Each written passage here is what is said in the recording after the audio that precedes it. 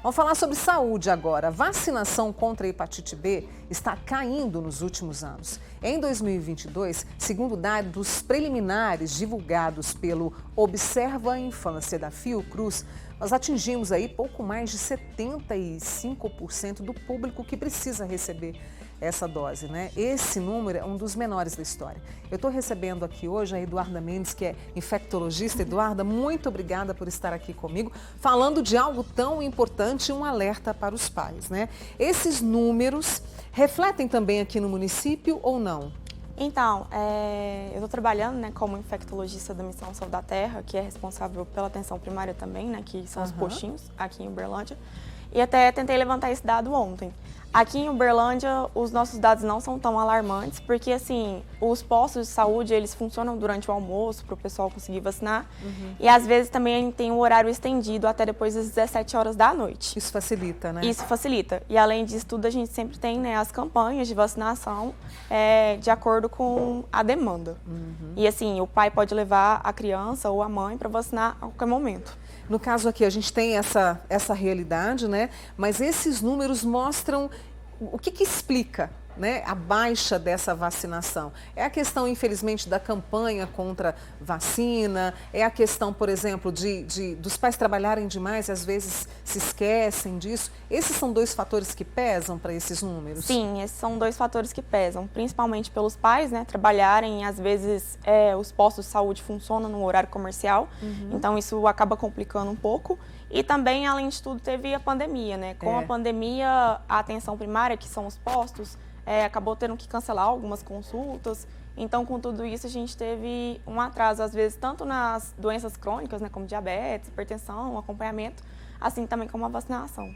E com esse alerta que a gente faz, essa vacina está disponível o ano todo, porque nós temos algumas que têm aí algum momento específico, mas a vacina contra a hepatite B, ela está o ano todo. E quem é o público que precisa receber? Então, a vacinação da hepatite B, hoje em dia, né, no Brasil, o bebê é vacinado assim quando ele nasce, então nas primeiras 12 horas de dia, das primeiras 12 horas, né, da vida. Depois disso, ele tem uma dose de reforço com 30 dias e depois com 6 meses. Mas assim, qualquer adulto que tenha o cartão vacinal incompleto, ele pode ou ir ao posto de saúde ou às vezes também naqueles ambulatórios das UAIs para fazer a vacinação e completar o cartão de vacinação. Eduarda, quais os riscos, né? Se esses números continuarem a cair, quais os riscos que a gente vai ter lá na frente? Então, o que acontece? A hepatite B, né, é hoje em dia, ainda no mundo, uma das principais causas, né, de hepatites virais.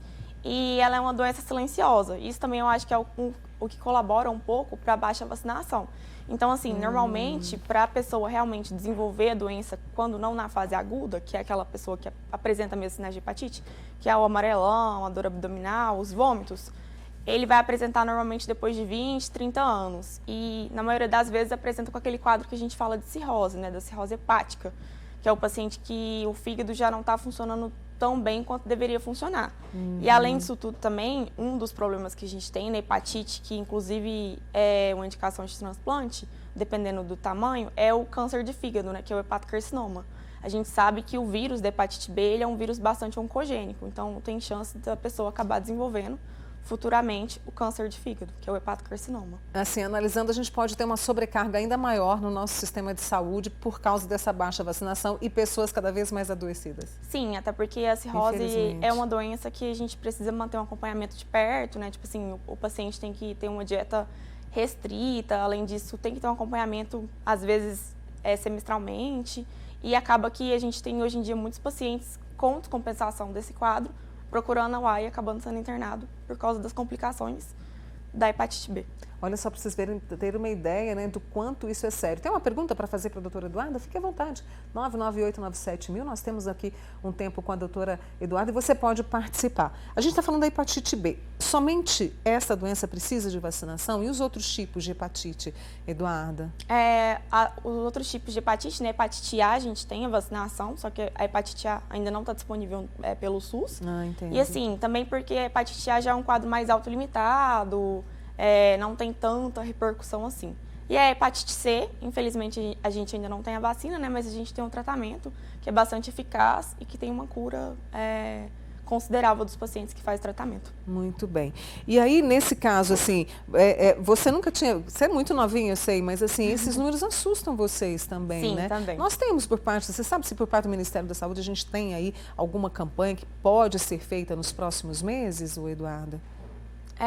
A gente sempre tem, né, a campanha das vacinações. Assim como a gente conhece, né, do Zé Gotinha, a gente também tem de outras vacinas. Então, assim, de acordo com a demanda, o Ministério da Saúde vai fazendo para a gente fazer a campanha, às vezes de abrir os PSF durante o final de semana, ou às vezes vacinando nas UAIs em outros locais. Uhum.